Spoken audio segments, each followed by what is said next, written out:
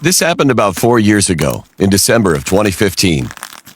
Me and 5 of my friends have our own business editing photos and videos for social media content creators. And because of this, we tend to have a lot of spare time on our hands. We used to go on road trips to a local lake that has a few nice spots to camp at, and a ski resort. We usually went there on our days off. One week, the 6 of us finished all of our projects early, so we had a few days off. We decided to drive to the lake. I won't be using their real names for obvious reasons, so I'll call them Kevin, Steven, Brittany, Katie, and Josh. Katie and Brittany rode in Katie's old sports car, and Steven and I rode on our motorcycles. Usually, Kevin and Josh took Steven's Jeep.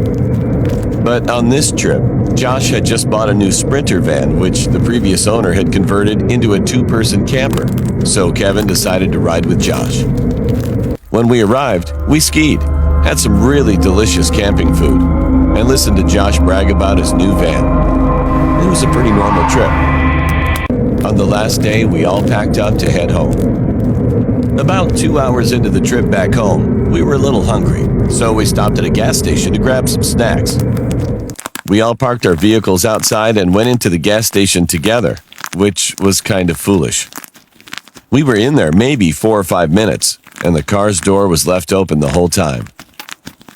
When we came outside, we had a huge shock waiting for us. Josh's van was gone.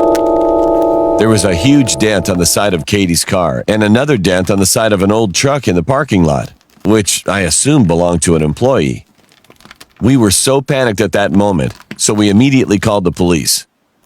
But since we were a little off the grid, the police took 15 minutes to arrive, and by then, we knew the chances of them being able to find Josh's van was slim to none. The scariest thing about it was that Kevin brought his work laptop on the trip, and I knew that Kevin didn't have a password set up on it. We waited for another 2 or so hours while the police searched the area, but they couldn't find anything.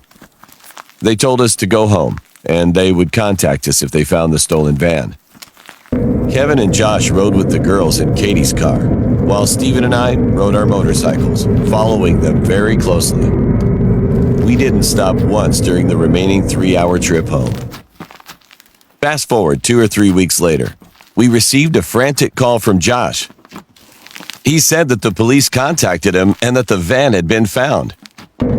All 6 of us showed up to see the van, and the van had somehow been rolled on its side and was left in a ditch near the highway, about an hour from where it had been stolen. Once they got it out of the ditch and flipped it upright, the police let us look inside to see if we could salvage any personal items. Sure enough, Kevin's laptop was gone, along with a set of kitchen knives that Josh had used for making kebabs. The most disturbing thing, though, was that once we got the busted driver's side door open, we saw that both seats were stained a deep dark red in multiple places, and the dashboard had slash marks all over it. At that point, we were really afraid of the van. Josh let the police take the van for further inspection, but we never heard what happened to it, or who the blood belonged to.